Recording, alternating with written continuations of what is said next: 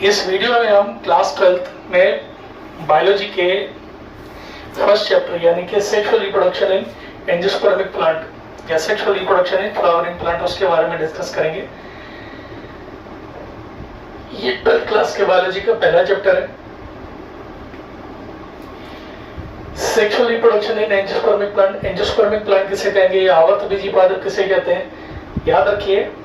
जिसके इसमें हिंदी में नाम से क्लियर होता है आवर्तबीजी, यानी कि जिसके अंदर बीज जो है आवर्त द्वारा किसी चीज से कवर्ड होते हैं, ढके होते हैं। किससे? फ्रूट्स से। सिंपल लैंग्वेज में बात करें तो ऐसे सारे प्लांट्स जिसके अंदर फ्लावर और फ्रूट्स लगते हैं वो आवर्तबीजी पादप हैं, एंजियोस्पर्मिक प्लांट्स कहलाते हैं। आप जितने भी पेड़ पौधे देखोगे जिसके अंदर फूल लगे हैं, फल लगे हैं, और सारे के सारे इसी कैटेगरी में आते हैं, आवर्तबीजी पादपों में आते हैं। ठीक है। इनके अंदर रिप्रोडक्शन का प्रोसेस कैसा रिप्रोडक्शन होगा? सेक्सुअल रिप्रोडक्शन, यानी कि लैंगिक जनन होगा। लैंगिक जनन होगा। तो लैंगिक जनन किसे कहेंगे? लैंगिक जनन के अंदर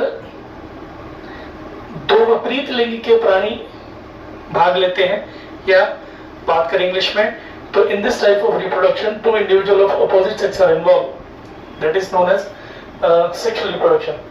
And in this type of reproduction, fusion of male and female gametes take place. इस प्रकार के जनन में नर और मादा युग्मक का संलयन होता है और इसी प्रक्रिया से आवर्तबीजी पादप या एंजियोस्पर्मिक प्लांट जो है वो अपने जनन की प्रक्रिया करते हैं।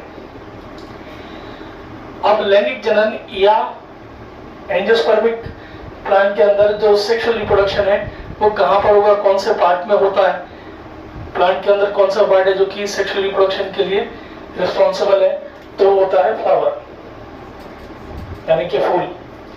फूल केवल हमारे देखने सूंघने के लिए नहीं है।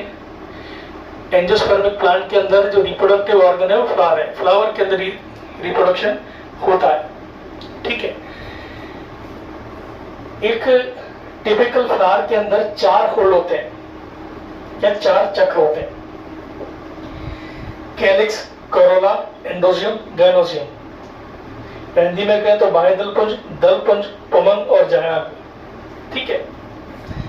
ये 4 चक्र होते हैं। इन दोनों को यानी कि कैलिक्स और कोरोला, इन दोनों को एसेसरी ऑर्गन्स कहा जाता है या सहायक अंग कहते हैं। सहायक अंग। और एंड्रोजियम और गाइनोजियम जो है इन्हें रिप्रोडक्टिव ऑर्गन कहते हैं या जनन अंग कहते हैं। ठीक है।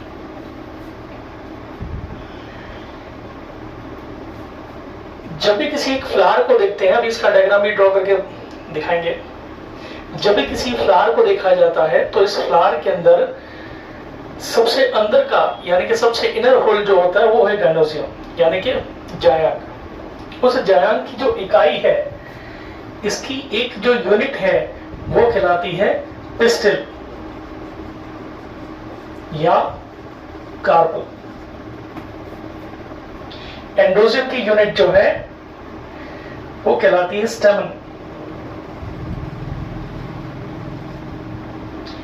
ठीक है।